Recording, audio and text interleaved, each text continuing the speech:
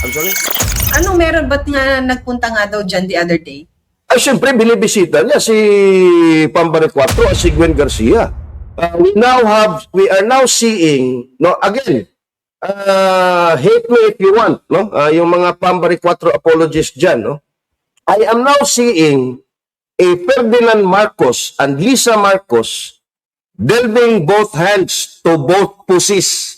No, dalawang kipay ngayon ang hinahawakan ni Bongbong Marcos. Kipay ni Pambare 4 at kipay ni Gwen Garcia. For the longest time pala, COS siya. I think of Senator Marcoleta, since 2016 he said, no? Na, No, 2008 ata. ganun ka. Ano ilang taon na ba si Kong Paulo? No? Parang bata pa. Almost 40 na ata siya eh.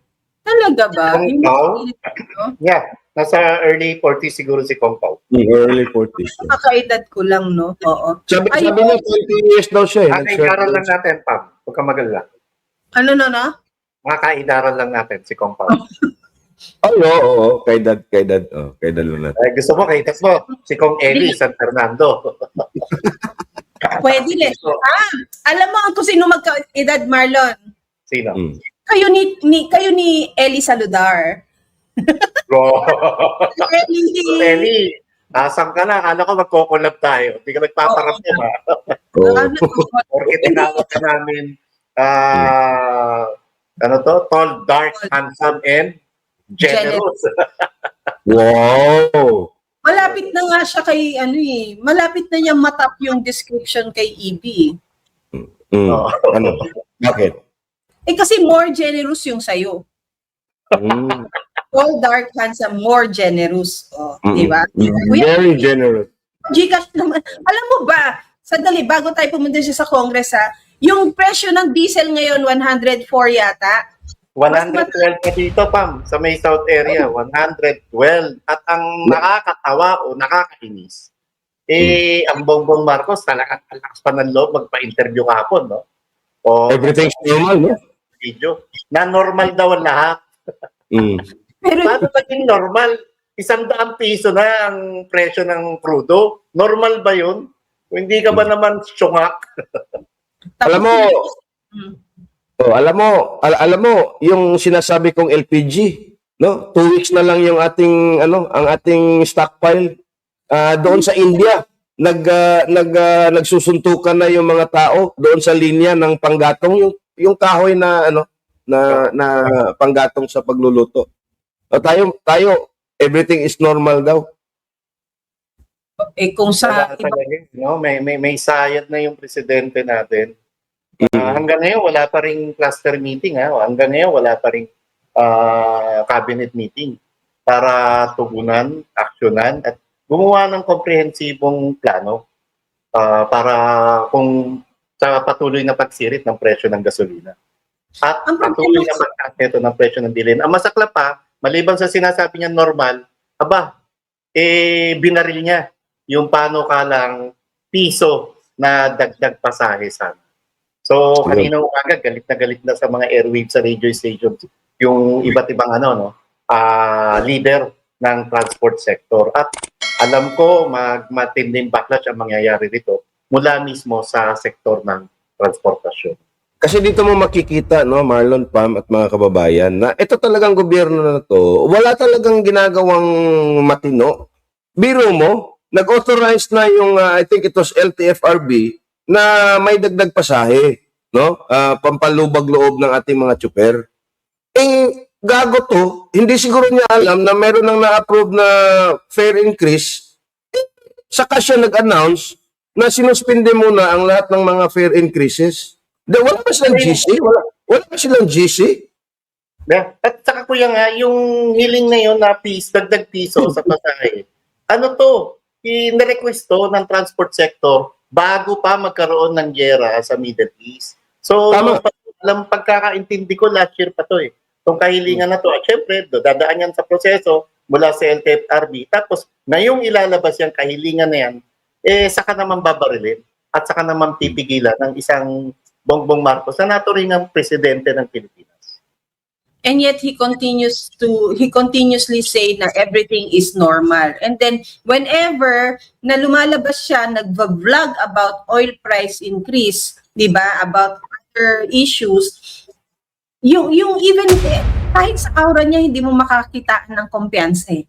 'Di ba? Hindi mo makakakitaan ng confidence, hindi mo makakitaan ng tapang na na parang yung mensahe sa Pilipino na sagot ko kayo. Walang ganun eh, walang kumpiyansa. Yung parang siyang pahukos ng pahukos, payuko ng payuko hanggang sa maukos. Ganun yung ganun yung aura na nakikita. Paano makakakita ng kumpiyansa ang sambayan ng Pilipino sa ganyang klase ng presidente na ang sasabihin mo sa mga na nasa Middle East, wala kasing lumilipad na eroplano eh. Yung sinabi ni PRRD, to compare it sa sinabi ni PRRD, kahit magnakaw ako ng eroplano, mapauwi lang kayo. Diba? And PRRD did not say it for the sake of sound bites. He did not. He was just that kind of leader na talagang pag kababayan ko, akin yan, sagot ko yan, sagot ko kayo. Si Bongbong parang save yourselves. Diba? Bahala mo na kayo dyan. Alam mo kahapon, sa Billionaire News, tinanong si Colonel Francel Padilla, no, spokesperson of the AFP. Tinanong siya doon, meron na ba daw plano yung AFP patungkol doon sa repatriations kung lalala. Kasi lalala talaga ito, no? Kanina lang at kagabi, biglang lumala, no? Nag-intensify ulit, no? Yung giyera sa Middle East, no? Alam mo anong sagot ni Colonel Padilla? Parte naman po kami ng grupo, no, na nag-aano diyan kung ano yung repatriation. Nagiging word salad na siya, yung sinasabi niya. In the end, ang ibig sabihin niya, hindi pa nila alam ano yung role ng AFP. Because I think I would have to believe na hindi pa sila pinapatawag at wala pang meeting at wala pang framework. Yan nga Walang kasi, kumpas. Sa madaling sabi, walang kumpas o walang ginagawa talaga action. Yung commander-in-chief natin, si Bongbong Marcos, walang nagtitimon. Di ba? Ibalik natin sa sinabi ni VP Sara, kung hindi rin lang magaling yung gabineting iuupo mo, walang mangyayari sa mga ahensya dahil hindi siya nag-uutos. Di ba? If hindi siya nag-uutos, sa tingin mo meron niyang initiative na magpatawag? Pam, ito pa Pam at Marlon. Siyam na cabinet secretaries, no? Hindi pa na-confirm sa Commission on Appointments. Acting capacity sila. If you are in acting capacity, limited lang yung iyong magagawa. You are bound to that specific responsibilities lang kasi acting ka pa eh. There's a reason na dapat kang ma-confirm sa CA, no, para ma-authorize na talaga yung pagtalaga mo diyan as secretary.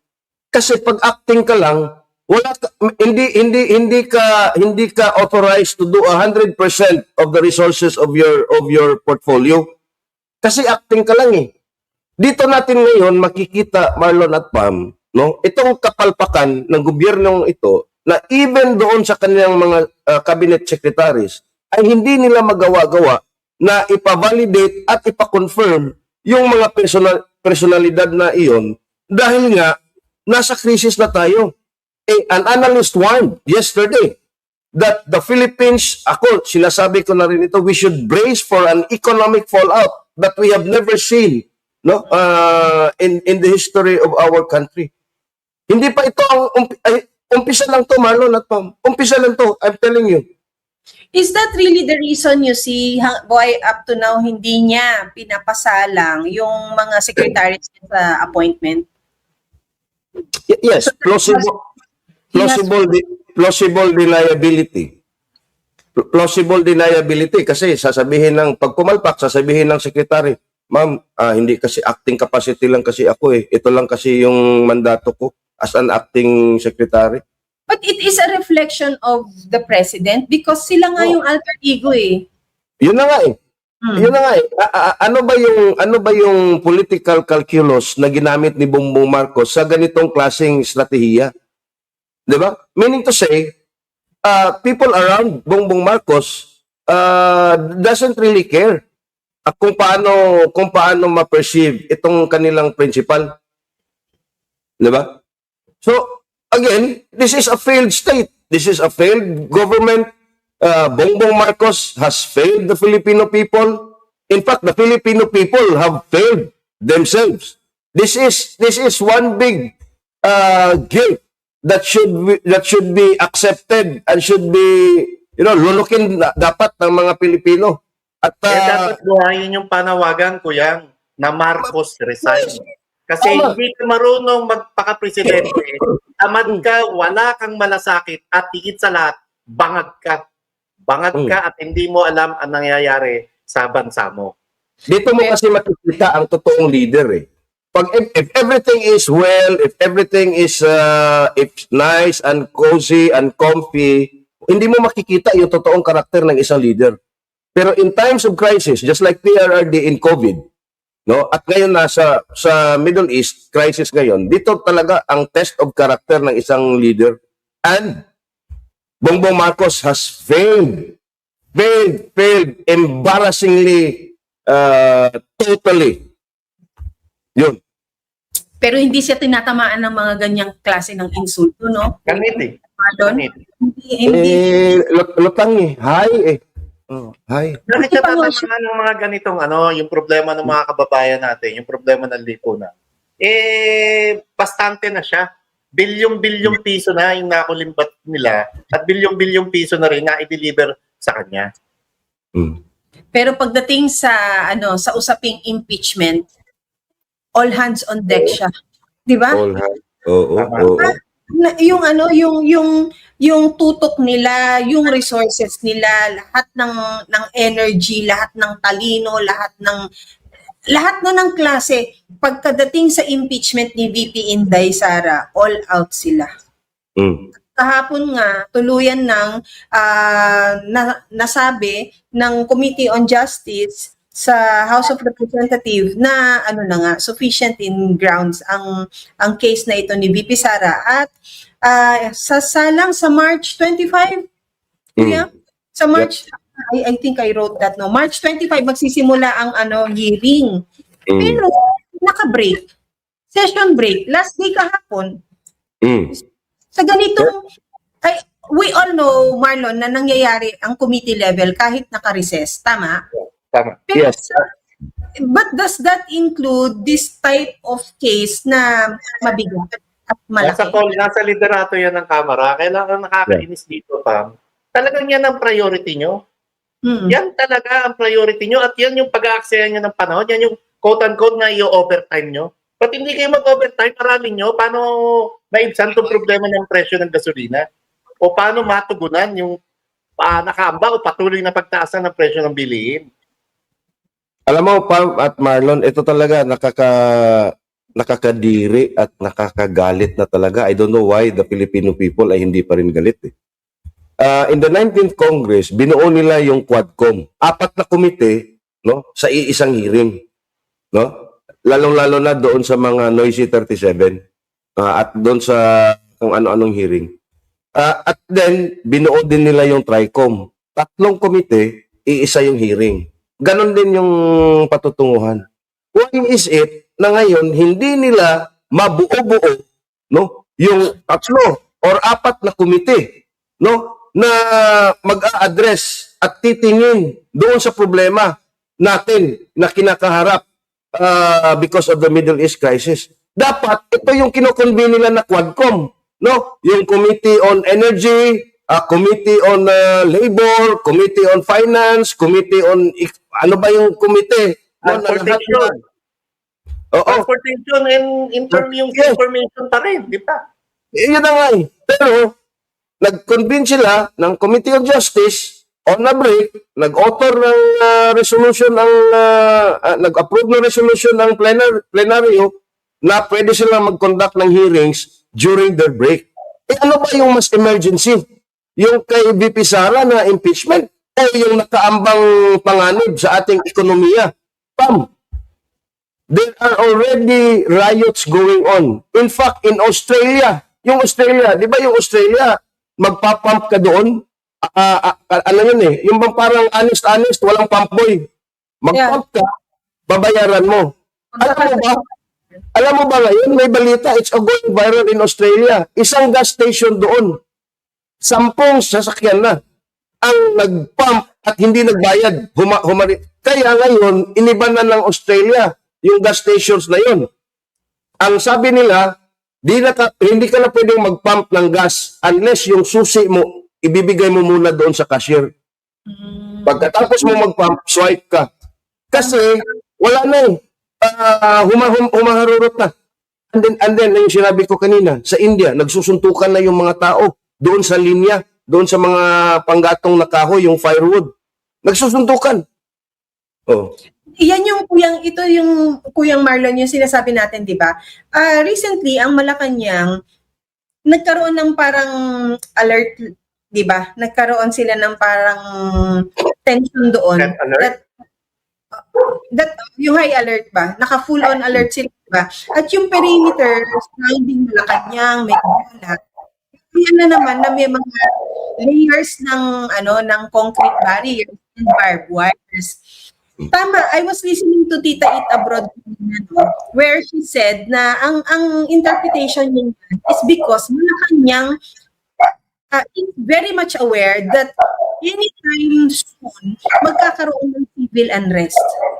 Dahil ang mga tao mawawalan ng pinagkakakitaan, walang pangkabuhayan, magugutom, cannot afford to fuel their vehicles. Yung mga jeepney drivers natin, yung mga namamasada. Tapos mataas ang bilihin, walang stocks ng pagkain, and walang programang maayos mula sa gobyerno. So magkakaroon, maybe yun yung pinaghahandaan nila na masugod sila ng mga tao because meron na nga ganyan mga sitwasyon. I'm surprised na sa Australia nangyari yan, Kuyang. Kasi nga napaka-honest nga doon eh. Sabi ko nga doon sa bayaw ko nung nandun nga kami, na parang, siguro pag ako ito, binibiro ko sila, siguro pag ako ito, iyak na lang ako. Kasi hindi hindi ko nga alam maglagay yung nozzle. Magsarili ba na igas yung sarili, yung sasakyan ko. Sabi ko, iyak siguro ako. Tapos sabi ko, habang naghihintay kaming ganyan, tapos yung mga bata kasi bumibili ng mga candy. Sabi ko, pwede palang mandaya dito kung ano lang, no? Kung siraulo ka lang. Kasi pwede mong takbuhan. Pero dahil nga nangyayari ang kinuwento mong yan, Kuyang, nabalitaan, that means to say, for most of them to break the rules, di ba, meron na rin silang somehow pagkukulang baka to afford. Ako, Pam, remember yung sumampa sa atin si Mrs. di ba? Pinag-usapan natin na hindi malayo na magkaroon ng kaguluhan. Naniniwala ako na hindi talaga papalapit tayo sa chaos o yung hindi na natin maawat ang tao sa looting, sa pagnanakaw at sa anong masamang pamamaraan para lamang maibsan yung gutom. Kasi Pam, ngayon pa lang yung pagsirit ng presyo ng gasolina walang ginagawa yung gobyerno. Ngayon pa lang yung hinihingi ng mga drivers and operators na dagdag pasay ayaw ibigay sa kanila. Paano pag pagpilay na o paralisado na ang transportasyon? Paano kung wala na sa kanila ang gustong mamasada? Dahil lugi ang tinatanggap nila. Mababa na nga yung boundary, mahal pa ang pyesa, mataas pa ang presyo ng crudo at gasolina. Paano pagka wala ng pagkapilay na yung transportation natin, yung mass transport system natin? Paano pa makakapasok sa kanilang trabaho yung mga kababayan natin? So, yung kaguluhan, hindi malayong mangyari yan hanggat walang ginagawang aksyon ang gobyerno ito. Pero balikan ko lang yung high alert status sa Malacanang, no? Nangyari yun nung maugong yung sinasabi nila na may kodita ata, no? Na third force. Ito naman ay isang itong isang false flag operation na rin to, no? Koditami, no? Kasi bakit nagka-heightened alert yung Malacanang Si Lisa Marcos at si Bongbong Marcos flew to Cebu at paikot-ikot dito sa Cebu. Yan ba yung yung ba yung naka-heightened alert ka? If naka-heightened alert, no, yung Malacanang, no, at there is reason to believe that there is an imminent threat to the security of the leadership, the president, dapat nandun siya sa loob o nasa safe, sa safe location. Bakit nandito si Lisa Marcos? Nandito si Bongbong Marcos, ikot-ikot doon sa Bugo City sa Cebu. Punta dito sa mga dialogue. Oh, Anong meron, Kuya? so,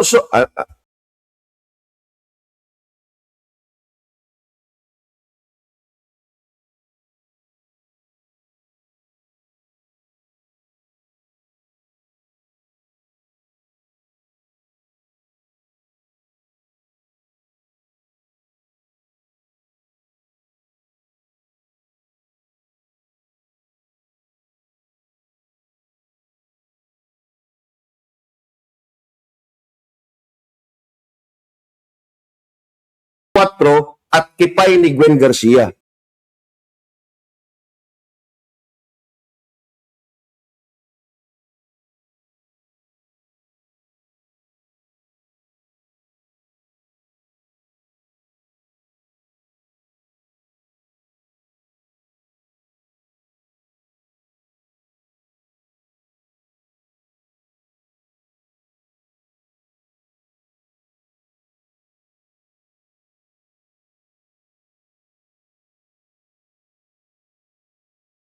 Anong ginawa ngayon?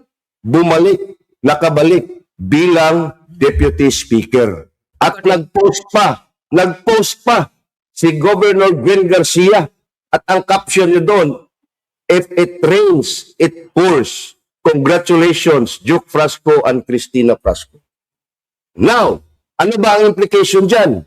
In 2016 and 2022, Cebu is influential in both the win of PRRD and in the win of the Unity team. Therefore, kung ikaw, tulad ng mga bangag, no, dapat may leverage ka. Kunin mo yung si Pambare 4, kunin mo si Gwen Garcia, because either way, no, panalo ka pa. That's why Martin did that. Kasi, pro-BBM talaga yung Garcia. Ayaw nila kay Tamba. Okay? Kaya, nilaglag sila ni Tamba, si Tamba doon kay Pambare 4.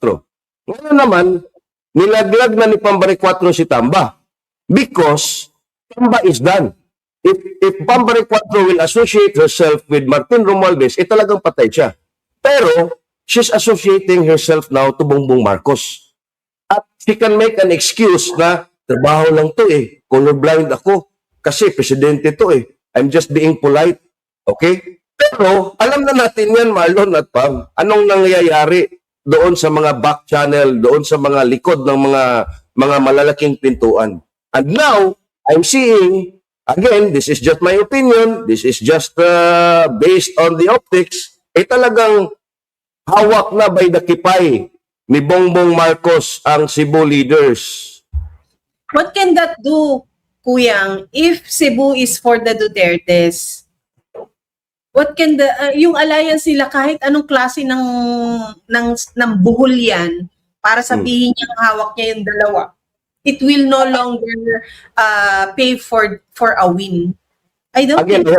I have to go back to what I was saying again and again. Sara Duterte do not need local politicians to win. She can win on her own. Okay? It's the local politicians who need the endorsement of VP Sara to win. And in fact, if you look at local politics, parochial yan no? Yung mga district congressman na yan, they don't care about the national issues. What they care about is mabili nila yung loyalty ng kanilang constituents. Imagine in Cebu, 9 of the 11 congressmen signed the impeachment of VP Sara in the 19th Congress. 9 of them still won. Yeah. Diba? So, what I'm trying to say, for Sara Duterte, it doesn't really matter. Pambare 4 BBM, Gwen Garcia BBM, fucking care. We don't fucking care. Because Sara Duterte will be president in Cebu. I'm pretty sure of that. 70-80% of the votes. or even as high as 90. Okay? Ang kanang ginagawa ngayon is for the convenience of the local politicians. At saka, baka may mga mali-malitang pinag-uusapan dyan. Well, that will have to that we need to see. Pero ngayon, Lon, Kahit anong panliligaw gawin nila sa Cebu, No. Duterte na rin. Saka alam naman natin, ang Baricuatro, nanalo lang dahil sa DDS, dahil sa mga susuporta kay Pangulong Rodrigo Roa Duterte at kay Vice President Sara Duterte. Alam natin na si Pam Baricuatro walang base, si Gwen Garcia Garcia meron, pero si Pam wala. Ngayon, dahil siya ng gobernadora, we'll see, tingnan natin, kailangan ang agang nagpakita ng kanyang kulay at ng pagiging ng isang Pam Baricuatro. and that is a good thing, no? Sa lahat na nagpakita at nagpalit ng kanilang mga kulay, no, na ngayon kaaga, okay yan ngayon kaaga. Para pagdating natin sa dulo, alam na natin kung sino yung mga totoo kasi nahubaran na yung iba, 'di ba? Kulay talaga na nananalaytay sa kanila. So hindi pinili ni Pam Baricuatro na magpakakulay berde. Gusto niya magpakakulay pink siya or kung mang kulay na nananalaytay sa kanya. Well, for you, but this is your last. Hindi ka na even if you go national, I don't think so. Hindi ka kilala sa national. National, my goodness. Di ba? That's to you Thinking. kung magna-national ka pa. Kaya I will be interested kung sino yung pipirma doon sa plenaryo on the impeachment of VP Sara. Dito sa Cebu, yung 11 congressmen at saka yung isang party list na ako Bisaya.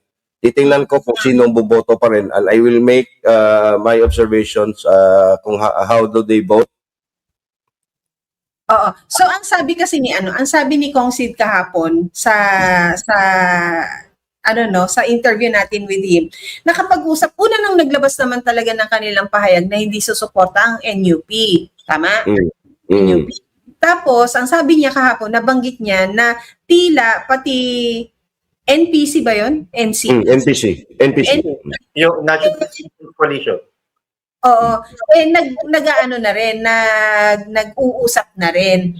Tapos, tinanong natin sa isa't isa kahapon after, ano ang numero ng lakas CMD?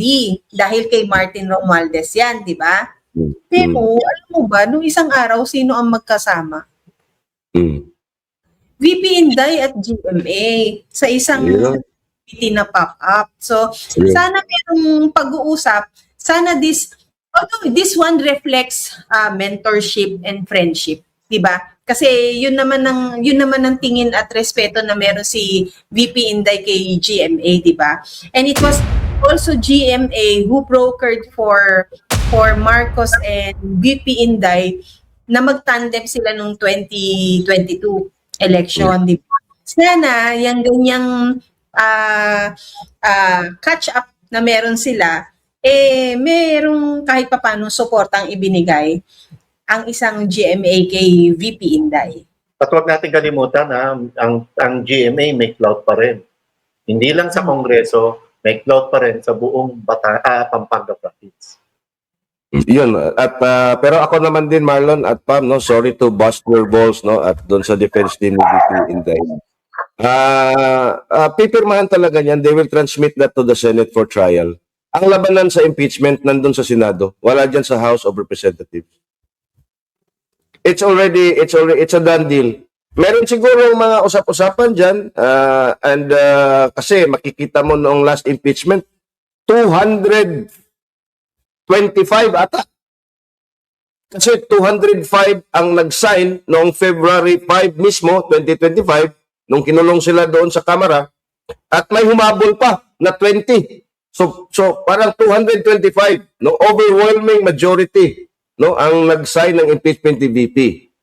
Now, if you look at what's going to happen dito sa impeachment na ito, at makikita natin na biglang lakas na lang ang nag-sign, yung 105 or 106 na needed for the one-third vote, ibig sabihin na isolate na yung lakas ni Martin. Isolated na sila. Wala na yung NUP, wala na ang NPC. Well, again, merong Makabayan Block eh. There are about 6 or 7 of them. Ewan natin, o kung sinong pipirma dyan. Meaning to say, from the 225, you are now down to only 105. Okay? Meaning to say, you lost 120 votes doon sa Kongreso. Again, it can still go to the Senate kasi nga, ang requirement is only 105 and 106 and I would argue na makukuha nila yung 105 and 106 pero pag nakita natin how do they vote at ano talaga yung totoong numero sa pumirma dyan, then makikita na natin nagbabago na ang ihip ng hangin. Then, and only then, can we assume or can we see na ang totoong labanan talaga doon na sa Senado, sa trial proper? So, ibig mo sabihin, Kuya, kapag nakuha natin yung bilang sa Congress, syempre, ano yan, di ba, i-escalate na sa Senate. But then, Congress will have to rethink their actions kung pipirma sila o hindi. Kasi, mag-e-election nga. They will have to go through their re-election process. Nakita natin yung influence ng isang VP Inday Sara Duterte last election last year, no? Na lahat ng pumirma against her halos naging mga natalo. Iilan na lang yun ng mga nakabalik. So, if you are saying na may numero sa Congress, paano naman yung kanilang political advancement? Yun na nga eh. Political careers. Because even if you say na ang totoong laban nasa Senado, ibig sabihin, kayong nasa Congress, nabahiran pa rin kayo. Kaya nga na-escalate na sa Senate. Ako, I'd like to think na he will not be able to get the numbers sa Congress. However, ang sinasabi kasi ngayon, nagkakaroon ng ganyang complaint against the leadership of Boji D dahil iniipit ang mga budget. Ang assumption ko dyan is, iniipit sa ngayon because ilalabas yan pagdating sa botohan sa plenaryo. So, pero sinasabi ni Boji D, he is praising Sandro Marcos at ang sabi ni Boji D, ang problema daw nandun sa DBM. At he was praising, he made a statement praising Sandro Marcos, si Boji D. Oh, that's revealing that he's not the leader. He's just He's just He's just Ako, Pam, umaayon ako rin sa sinabi mo, Pam, na i-release tong pondo to pagdating na sa plenary. Pero sa ngayon, as we speak, tingin ko wala pang numero at nangangapa mismo yung tanggapan ni Sandro Marcos, no? Paano maisulong itong impeachment kay VP Sara. Pero, sakali na ngang lumabas na yung pondo na hinihingi nila, baka magkaroon ng sungkitan. Kaya lang, magtatalo pa rin ang isip dyan ng mga kongresista. Dahil alam naman nila kung ano naging resulta noong nakaraang midterm election. So, it's still a limbo pa rin yung sitwasyon. But we are discounting the fact that the defense team of VP Sara, before this complaint will be transmitted to the Senate, he still has all the available legal tools for it not to go to the Senate. Okay? Or even if pumunta ng Senado, hindi matakol. And I guess yung nakita ko at binasa ko yung reply, it laid down the framework and the premise for an eventual certiorari doon sa Supreme Court. Pero tingnan natin. At consistent naman ang legal team ni Vice President Sara Duterte because sa interview naman with Attorney Powa, sinasabi nga na hindi naman nagbago ang kanilang posisyon. The complaints suffer from fundamental defects. They are built on conclusions, speculations, and narratives that are not anchored on the ultimate facts required under the Constitution and the rules. Yan po. Attorney Powa defense and spokesperson ni VP Sara pagdating sa sa impeachment. Yeah.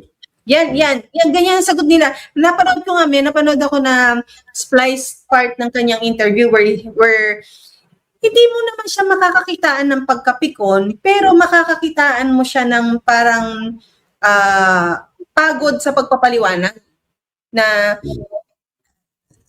sinasabi, ito kasing mga sa Congress, hindi naman daw para siya makipag-away sa sa mga elected na officials, no? Na sinasabi nila at dinidiin nila, oo, may kasalanan si VP Sara Duterte. Pero kapag hiningan mo nga naman ng pruweba, nasaan, wala silang masabi or wala silang mapakita. Pero meron silang nasasabi na may kasalanan, pero wala ngang napapakita. Yun naman din, yun laman ng kanilang sagot, di ba? Na everything is based on speculations and walang matinding ebidensya. Puro storya. Ay, dito mo Standard. Yung double standard na pagtrato nila kumpara dun kay Vice President at yung kay Marcos Jr. tama, no? At dito mo makikita, no, ang galing ng defense team. No, makikita mo ang defense team na magaling kung yung kalaban mo is already on the defensive. That answer ad cautelam put the House Justice Committee on a defensive. Anong mga pinagsasabi nila? Why are you questioning us in technicalities and procedural questions, blah, blah, blah? Oh, because procedural questions and technicalities is also part of illegal strategy. Sila nga, yun nga ang ginamit nila. Yung technicalities and procedural questions doon sa kay VP Sara na impeachment. Ngayon, if you are given a dose of your own medicine, no, by the defense team of the VP Sara, umiiyak kayo. Galit sila. O magagalit sila ngayon. So, ako, I do not know Attorney Michael Pua and I did not see the interview. Pero yung sinasabi mo, Pam, na medyo napapagod siya. I don't think napapagod siya. He probably thinks ito na yung dose of your own medicine. Oh. Pero nga, Ang tingin ko rito, tinatawanan lang sila. Ang tatangan niya talaga. actually, totoo yan. Ang gusto ko kasing sabihin, baka nandiyan si Attorney Aldrich, no, yung subscriber natin sa law firm niya, na hindi ko, how do I say this na napapagod? Hindi niya mapakawalan yung angas niya na pwede niyang sabihin na problema niyo yan. Basta kami, nagawa namin yung dapat naming magawa para mabaligtad yung sitwasyon. Kayo ngayon ang nasa depensa. Hindi siya, yung angas kasi, hindi niya mailabas kasi magre-reflect sa principal, magre-reflect sa ano. Kaya he remains to be the prim and proper lawyer for VP Sara Duterte. Hindi siya pwede mag-angas na kagaya natin na ang tatangan ninyo eh.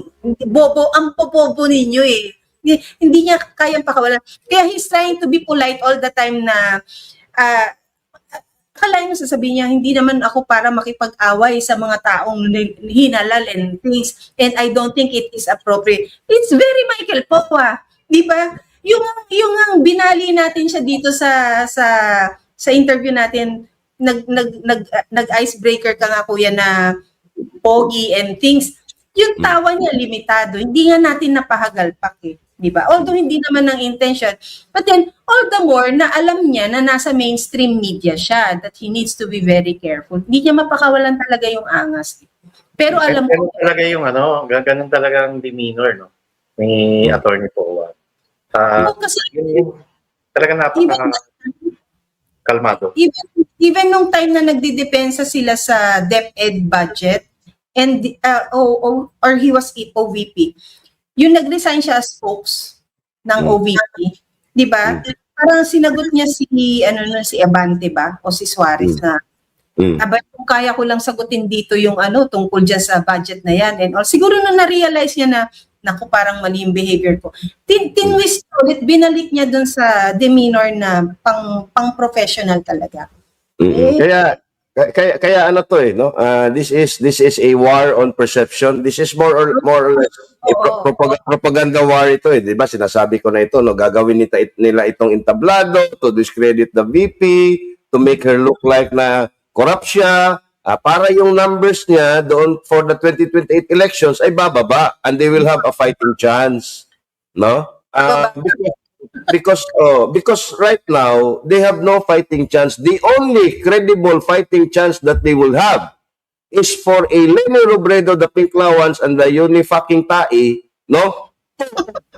Make an alliance with the loyalista nga, no? So, ibig sabihin, loyalista nga, plus kain Tai, no? Dapat iisa lang yung kandidato nila. Absent that, BP Sara, hands down winner.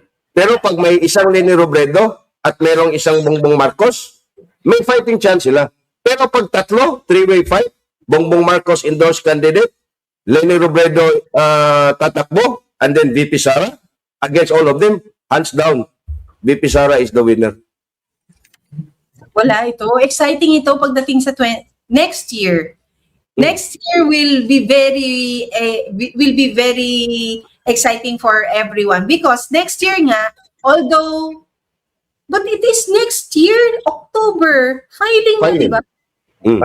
Ang exciting dito, Ano mag-tweet ka na lang ako, magpapagod ka ulit. alam mo, exciting.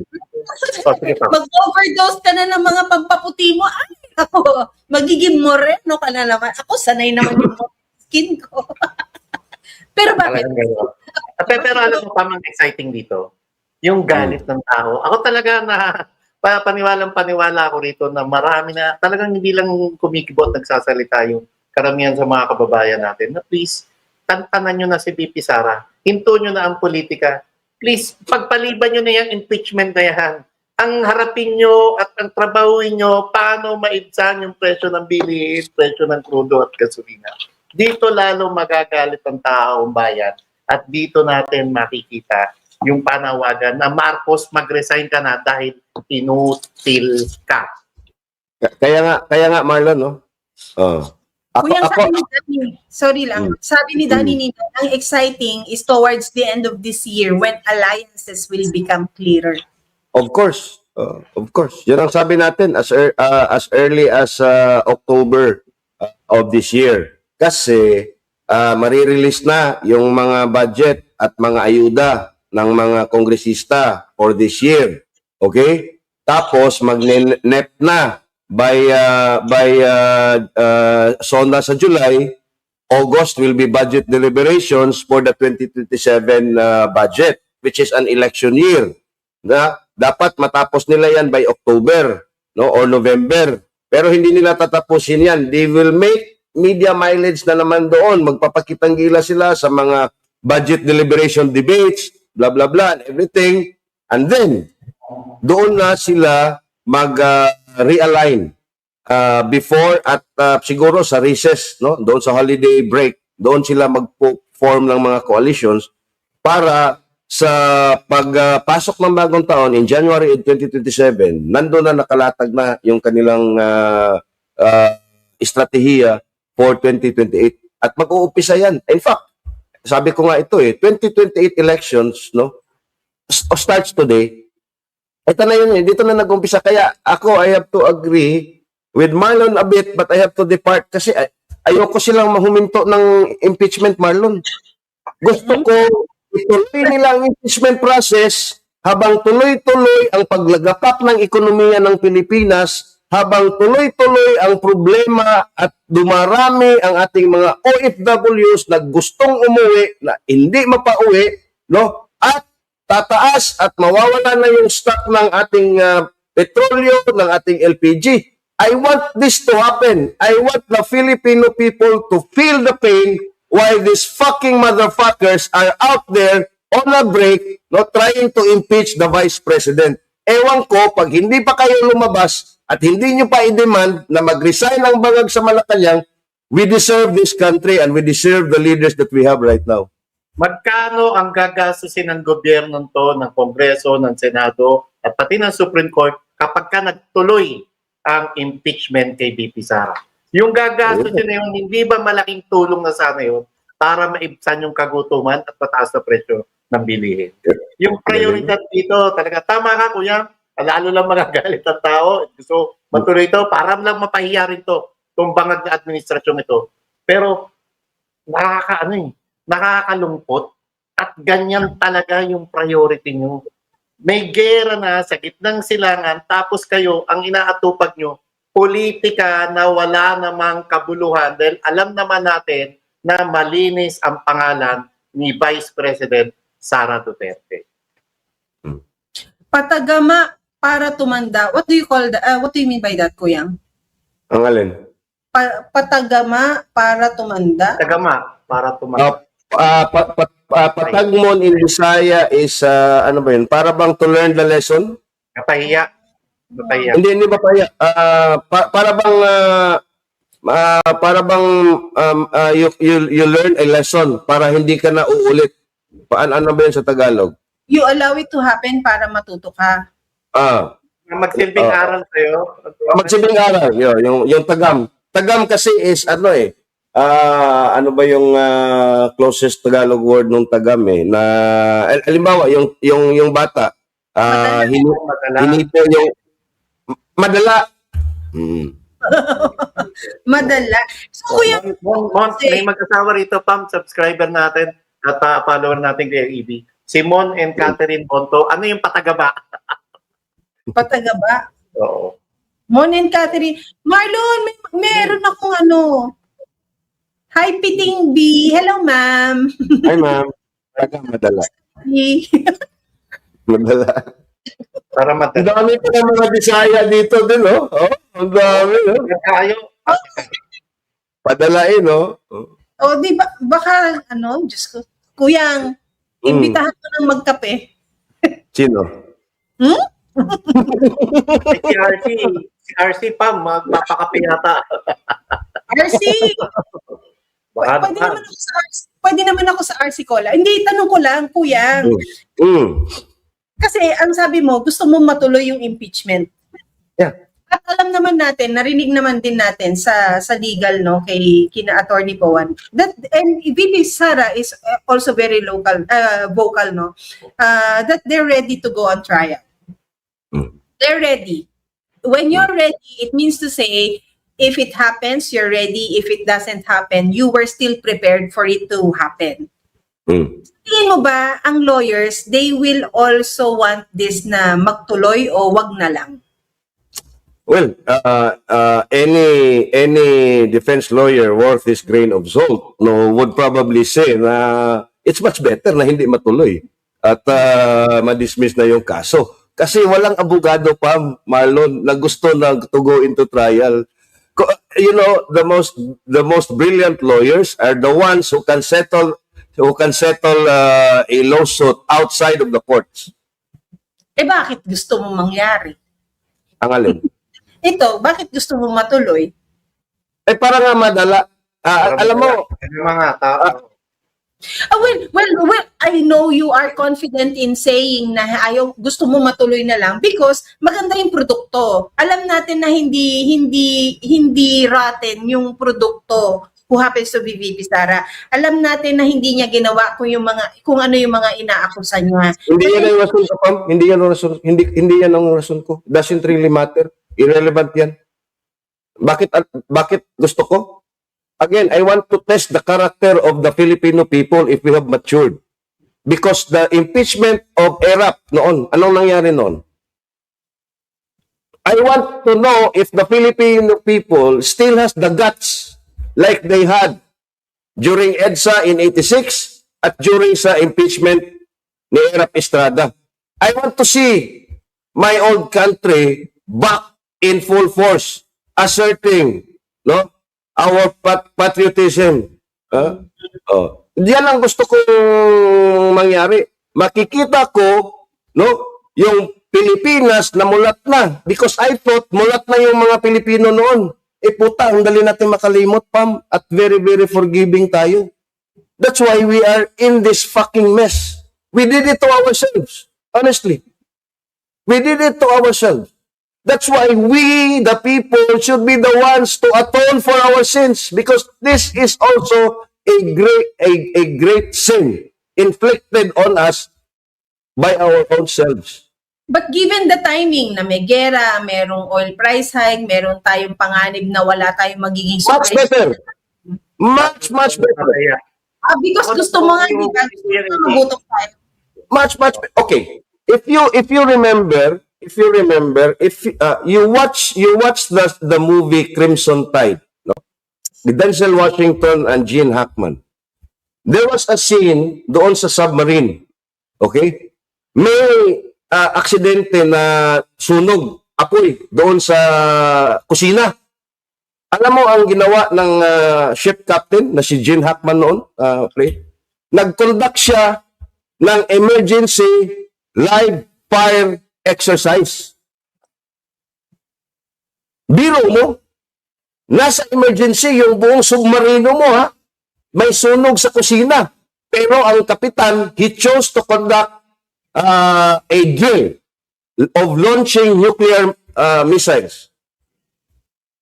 Because that's the true test of the character of a person. If you are dealing with multiple crises, no, doon makikita ang galing mo. Look at PRRD. Look how he dealt with multiple crises in his hands. No, And and he COVID. was there.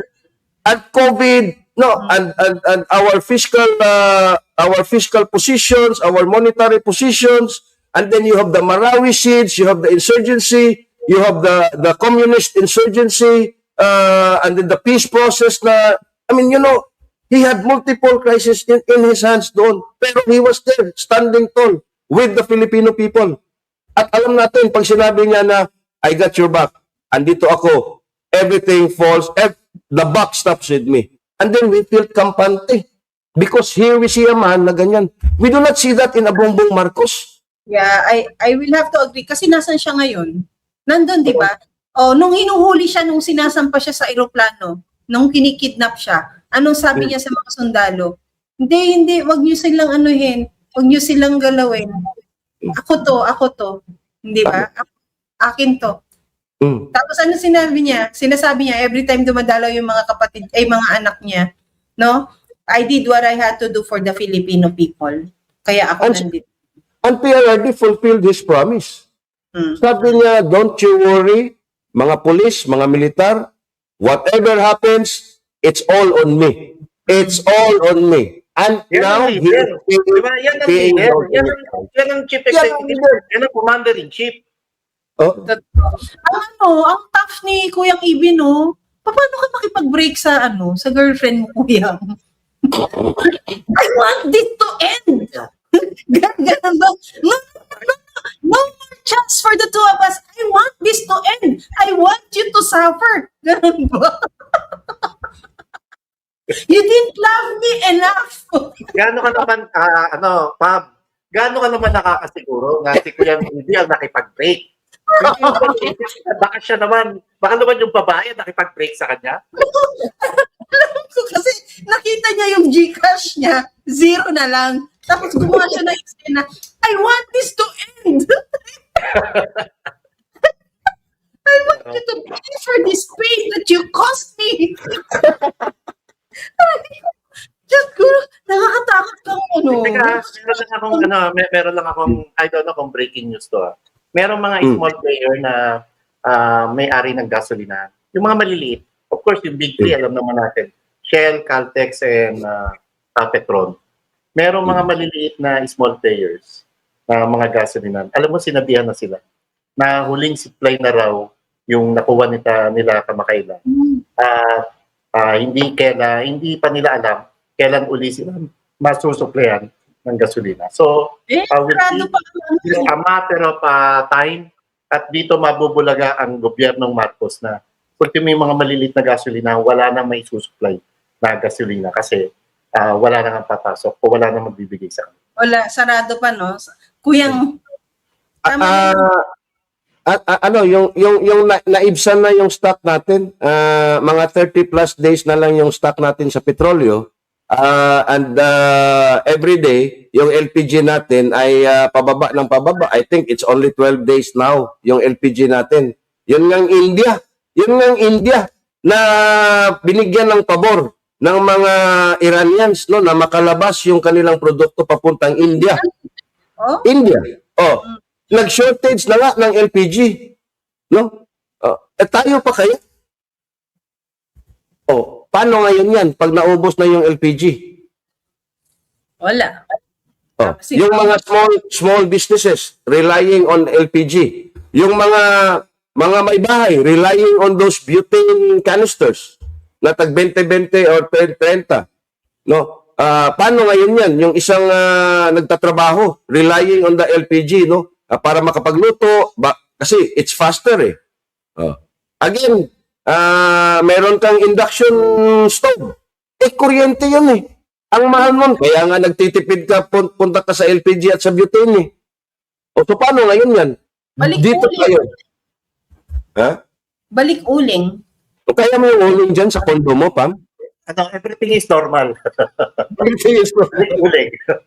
Bakit mo ako inaaway? No, we have to end this now. Inaaway na ako ni Ibi. We have to suffer. Ang tough talaga ni, hindi ka manalo eh, no? Lalo siguro nung kabataan ni Kuya. Tikas niyan, si Kuya TV pa. Tingnan mo, hanggang ngayon, nakituno pa rin. Gusto ko magutom ang mga Pilipino para matuto tayo, bla bla bla. Kinontrol ko na nga, kuya, yung mga lawyers ba gusto na ganyan? Hindi, gusto ko pa rin. Diyos ko, ayaw na kitang maging jowa. Ako yung ibi, mukhang nagplaplano maging jowain ka. Ay, wala kang alam dyan, Marlon, kung sino ang nauna. Tingnan mo, hiya ka sa ginagawa. Ay, nako. Ang daming issue ng bansang ito. Napakabigat na minsan sa damin, may mga ibang tao yan. Alam mo kung tayo nga mga normal na tao, hindi na nakakatulog sa mga issues na to. Ano pa sila mismo na gumagawa ng kalokohan sa bansang ito? Sana pinupug kayo ng konsensya ninyo araw-araw, gabi-gabi. Pero i-flex ko lang si Joe Frasco. Kasi siguro, naging masaya siya na naging deputy speaker ulit siya. Ang putang ina, namigay ng libreng full tank ng mga motor dito sa amin. Putang ina, Pam, talagang ang haba ng linya. Sana Doon sa pinila mo yung mga motor mo. Ha? Sana pinila mo yung mga motor mo. Gana on. Ayoko. Kailan yan, di ba? Hindi ko nga tinatanggap yung mga ayuda na galing sa kanila noon pa eh. Sabi ko, alam mo nung Tino, Bugo earthquake at saka Tino, putang ina, merong dumating sa amin na DSWD ayuda. So ito, why are you, we did not ask for this. We do not need this. We can still stand on our own, eat on our own. Soli niyo yan. Hindi na daw pwede isauli. Kasi nakalista na daw at automatic daw. This is the kind of patronage politics that breeds slaves. Wait. Nakasign. Who signed for it? Na received? Yung nandito yung kapatid ko ata, nanay, pinsan ko. Kasi nakita ko isang paka, DSWD. So may mga dilata doon, may bigas, ganyan. Sabi ko, bakit dito sa atin yan? We do not need that. Ang apektado nandun sa Bugo, yung sa Tino naman, doon sa Kotkot, sa Hubay. Bakit tayo kasama dyan? No, that creates that sense of entitlement. No? You know, I was growing up. Every year, grabe yung bagyo sa amin dito. Lalo na on the later half of the year, no, na amihan na. Okay? At ano na yung habagat. Okay? Alam mo ba, wala kaming ayuda pa noon. Kapitbisig, mga kapitbahay, bayanihan. Ako nga, I was one of the volunteers every time na may bagyo. We volunteer na kasi I'm also good on electrical, I can do the electrical wirings, ganyan.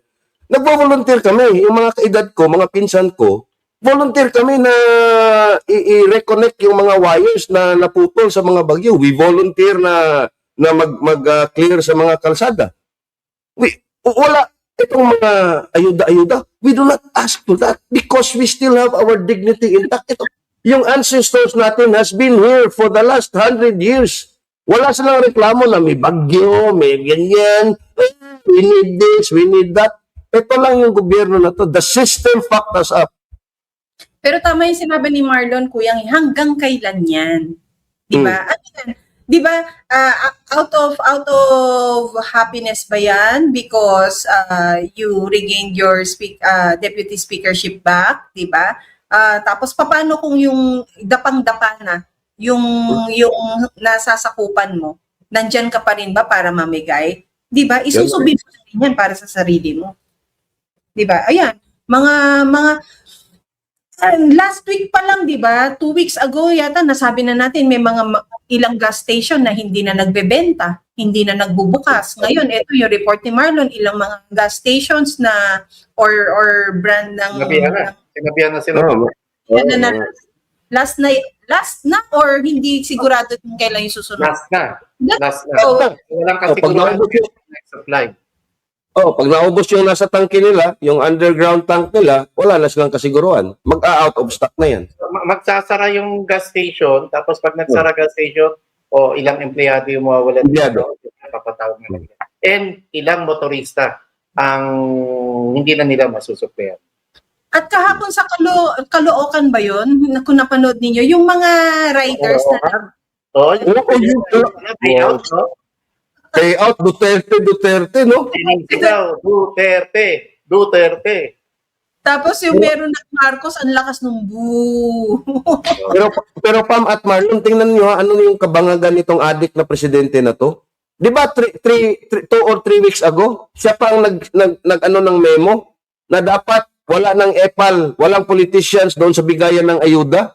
Sino bang nandoon nung bigayan ng ayuda sa mga tsuper at sinong mukha ang nandoon na napakalaki ng putang ina, wala bang kamatis doon? Dapat, yung binubos na itlog.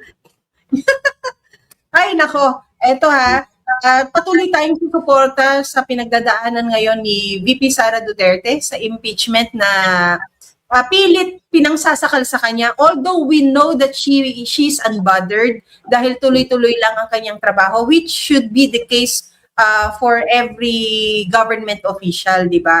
Tuloy dapat ang trabaho, hindi yung hihinto mo and you will play victim just because ikaw kinikriticize ng mga tao. Tuloy-tuloy lang, diretso padayon. Because ito nga, kung kailangan mangyari, di mangyari. Kung mangyayari man, alam natin na meron siyang mabisang legal team behind her. Yep. Marlon? Ako shout out sa Pam, sa mga staff, magagaling na staff ng Parañaque Doctors Hospital tsaka ng St. Luke's. May good news ba? May good news? Is it a boy or a girl? A boy or girl? Yung dinadalang tao mo, babae, lalaki. Handa na kami magninong-ninang ni Ibi. It's a bomb. It's a bomb. Kuya. Ako naman, nasa usapang ultrasound naman lang tayo dito. Ako po ay nagsa-shout out doon sa mga future mothers of my future children. Who will in the Yung future? future ex mo, sa lahat ng magiging future ex, hindi ko yan Ibi o Galbot. Who will in the future present a sonogram to Ibi? Just, kanina lang pinagtibay ko kung paano ka makipag-break dahil napaka-tough mo. Ngayon naman nananawagan ka sa future mother of your kids. Maraming salamat po sa inyong lahat. Pakulay kanina, Pam, I don't know kung nakita mo. Babalikan pa ba? Maraming salamat kay Teresa Yap, hello po. And of course, Elizabeth Gonzalez, maraming salamat po sa Elizabeth, hi, thank you. Thank you everyone. We'll see you again tomorrow. Please don't forget the LSS. Like, share, subscribe at the DSA. Oy, don't skip ads at saka yung INP na It's nothing personal. Hey, yeah, thank you, Lon, and thank you, love. Thank you, everyone. Thank you, guys. Bye. Good morning. Kasi sikat ang Ingat po kayo lahat.